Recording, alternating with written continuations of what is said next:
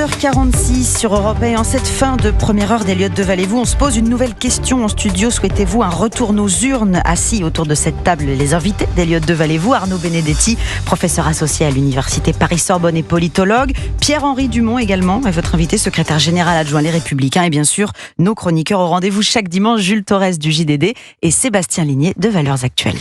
On poursuit la discussion, on sera dans un instant avec Justine sur ce retour aux urnes ou non. Est-ce que les Français veulent des législatives anticipées, veulent la démission du président de la République? Les sondages semblent unanimes, c'est-à-dire qu'ils sont favorables, Jules Torres, à ce que le président de la République, ils ne sont même pas sur la question de la législative, ils sont sur la question de la démission. Non, mais les sondages, en réalité, il faut les lire comme un appel à ce qu'Emmanuel Macron parte, que ce soit la dissolution, la démission ou même la destitution. Je ne sais pas s'il y a des sondages qui ont été faits sur la destitution, mais je pense que les Français ne veulent qu'une chose, c'est qu'Emmanuel Macron quitte le pouvoir, parce que ils en ont ras-le-bol de la politique qui est menée, la façon dont la politique est menée, une manière très déconnectée de faire de la politique, où on a l'impression que les intérêts des Français sont extrêmement loin de ce qui est décidé au sein du pouvoir. Emmanuel Macron va donner quand même un symbole terrible demain quand Sébastien Lecornu va nommer son gouvernement. Quand, il sera en Égypte. C'est ça, quand il va nommer son gouvernement, quand il va présenter son budget, le président de la République sera en Belgique. Donc bon, c'est un symbole terrible. Après, c'est peut-être ce qui peut arriver de mieux à Sébastien Lecornu, d'avoir le président extrêmement loin. On écoute Nicolas Dupont-Aignan, il était l'invité d'Europe 1 entre 10h et 11h ce matin. Il revient sur la démission ou la dissolution. Le choix est très simple. Est-ce qu'à un moment, il réalise que la seule façon de sortir du chaos, c'est l'appel au peuple? C'est-à-dire qu'il n'y a que les Français qui peuvent trancher cette espèce de drame, de folie collective, politicienne. De deux façons.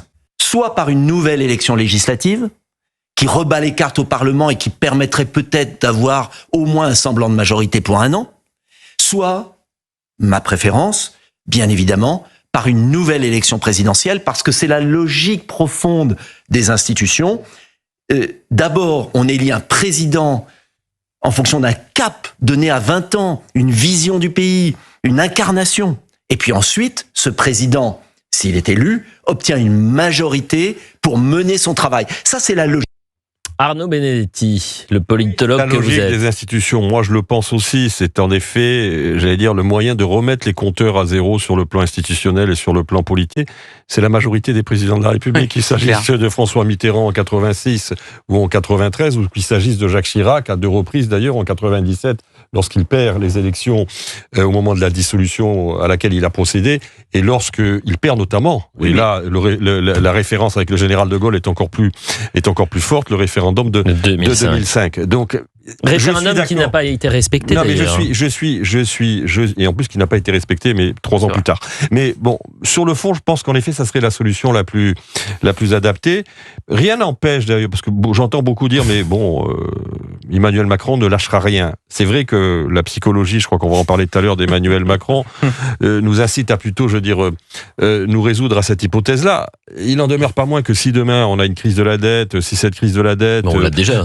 Oui, mais enfin, si on a une crise sécuritaire, on l'a déjà. Si la crise migratoire, on l'a déjà. Sur les marchés financiers, s'il y a une contagion de la zone euro, il y aura, si vous voulez, une pression très forte qui s'exercera aussi sur lui en faveur d'une démission. On salue. Je recommande un article très bien fait dans l'Express il y a une semaine, une interview d'un ancien directeur général adjoint du FMI qui évoque cette hypothèse. C'est une hypothèse qu'il ne faut pas. Mais il y a une question de souveraineté. Ensuite, je me tournerai vers Pierre-Henri Dumont, le secrétaire général adjoint des Républicains, pour avoir les dernières minutes avec vous, parce que je sais que vous allez quitter le studio à midi.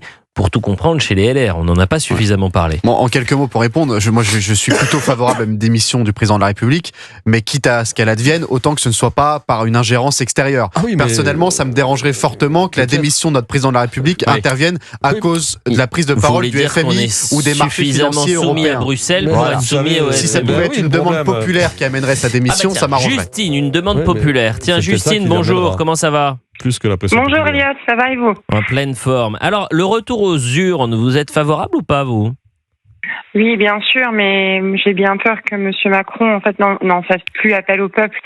Parce que pour faire appel au peuple, il faut avoir encore il faut prendre conscience qu'il y ait un peuple en fait et il faut le respecter.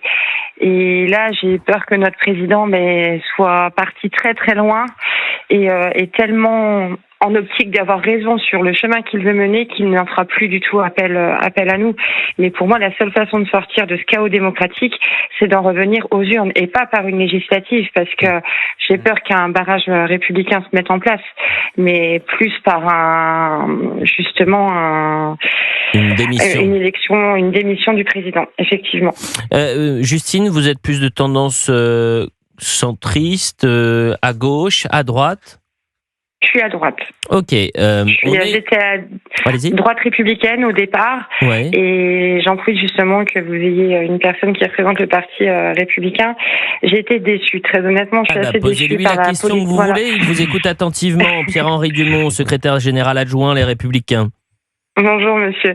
C'est vrai que je suis de droite, vraiment républicaine de base, mais c'est vrai que je trouve que le manège institutionnel qui est mené actuellement à droite, moi, me tend vraiment à avoir une préférence plus droite, on va dire Rassemblement National, parce que je trouve que la ligne du Rassemblement National est claire et précise depuis le départ, alors que malheureusement, je trouve que chez les Républicains, vous avez plusieurs sons de cloche qui, je pense, ne vont pas jouer en votre faveur, malheureusement, et c'est très dommage parce que votre programme est légitime et bon, mais si vous meniez tous un cap uni, on arriverait certainement à sortir de cette crise, mais les basses manœuvres politiciennes font que vous allez perdre énormément d'électeurs, dont moi, et j'en suis navrée pour vous. La réponse de Pierre-Henri Dumont, secrétaire général adjoint Les Républicains. Non, mais déjà, permettez-moi de remercier Justine de son propos et de sa participation. Et je dois vous dire que je partage son avis et que c'est nécessaire que les Républicains aient un cap uni. Et c'est aussi pour cela que Bruno Retailleau a proposé, au-delà du bureau politique qui s'est réuni hier, et avec un vote, je vous dis, très large pour la non-participation au gouvernement, de demander aux adhérents, les Républicains, via un référendum interne cette semaine, s'ils valident ou non la non-participation au gouvernement. C'est-à-dire qu'on a plus de 150 000 adhérents. On est aujourd'hui le premier parti de France en nombre d'adhérents qui vont dire si oui ou non ils estiment que la décision qui a été prise de ne pas participer au gouvernement, de participer au vote à l'Assemblée nationale texte par texte, c'est-à-dire de se retrouver dans une situation où si un texte proposé par le futur gouvernement va dans le bon sens, si par exemple il décide de renforcer les moyens pour le ministère de l'Intérieur, de réduire l'immigration, évidemment on votera pour. S'il décide d'augmenter les impôts des Françaises et des Français, évidemment, on votera contre. Mais Pierre-Henri Dumont, vous allez faire cette consultation après la nomination du gouvernement. Mais vous savez, est-ce que c'est contre-productif? On n'est pas sûr qu'il y ait encore un gouvernement au moment de la nomination. Puisque le gouvernement aujourd'hui n'est pas à l'abri d'une censure rapide si le Parti Socialiste décide d'appuyer sur le bouton. Je crois que si on prend les derniers calculs, il suffit qu'il n'y ait même pas 25 députés. Un député sur 3 au niveau des socialistes qui votent la censure pour faire tomber le gouvernement. Donc, je le dis aux auditeurs, il faut 289 députés pour que le gouvernement... et il y en a 264. Ou 25 LR. 25 LR au hasard, par exemple. C'est la moitié. Et pour l'instant, on ne les connaît pas tous. Mais est-ce que je peux vous poser... Justine, bien sûr, c'est vous mais ne vous excusez pas, c'est vous la patronne, chère Justine. Posez la question que vous voulez. En fait, dans votre discours, ce que je crois comprendre, et après je ne suis pas du tout dans dans la politique, mais j'écoute beaucoup, et j'ai l'impression en fait que là on essaye de créer un gouvernement pour vous mettre sous tutelle en fait. On va essayer de placer un gouvernement de technocrates entre de gros guillemets, parce que évidemment personne ne sait qui va être mis au banc des ministres, mais j'ai l'impression que par ce biais-là, on estime que les députés ne sont plus capables d'exercer la fonction de ministre en vue de leurs ambitions futures au niveau présidentiel, et on met sous tutelle l'Assemblée. Et là, vous nous dites on va voter texte par texte. Mais est-ce que vous allez accepter de voter texte par texte des textes qui viennent d'un monde de technocrates et plus d'un monde politicien? Je ne sais pas si c'est clair ce que je dis, mais je trouve vraiment qu'on met sous tutelle l'Assemblée en fait. Pierre-Henri Dumont. Oui, je peux comprendre la position. Alors, les textes viennent parfois du gouvernement et parfois des propres parlementaires. C'est ce qu'on appelle les propositions de loi. Donc, chaque parlementaire est libre de déposer et chaque groupe politique choisit les textes qu'il veut voir débattre à l'Assemblée nationale. Donc, c'est pas forcément que des textes qui viennent d'en haut, des techniciens, des technocrates que vous évoquez. Bon, ce qui est sûr, par contre, c'est qu'il faut un budget à la France. Voilà. Et donc, là, le budget, il y a une urgence qui est une urgence constitutionnelle, qui nécessite que d'ici quelques jours, le budget soit déposé, qu'il commence à être débattu et qu'il soit voté pour la fin d'année. Donc là, on prendra nos responsabilités et on sera les garde-fous pour éviter qu'il y ait des dérives dans ce budget. Je vous l'ai dit, sur les hausses d'impôts, en particulier pour les classes moyennes qui travaillent, faire en sorte que les moyens alloués aux forces de l'ordre, au ministère de l'Intérieur soient largement suffisants, parce que le budget, c'est aussi une tradition Arnaud politique. Benedetti, il nous reste 50 secondes avant la pause et on remercie J'ai l'impression quand même Justine. que votre groupe parlementaire à l'Assemblée nationale a pris son indépendance. Comment vous, finalement, leur tordez le bras pour leur faire voter une censure ou pour leur faire voter pour ou contre un texte? Je résume, c'est qui le patron chez les Républicains? Le patron chez les Républicains, c'est Bruno Retailleau, qui a gagné à 75% l'élection interne il y a de cela 6 mois. Et c'est aussi pour cela que nous mettons, parce qu'on a senti un certain émoi, vous avez raison, chez les députés en particulier, qui n'étaient pas d'accord sur la ligne de ne pas participer au gouvernement, pour la plupart d'entre eux. Et bien dans ces cas-là, nous avons tranché le sujet par nos adhérents, par nos militants, et il n'y a rien de mieux. On demande là de repartir aux urnes. Et si un député LR ne respecte pas la ligne du parti, il est exclu?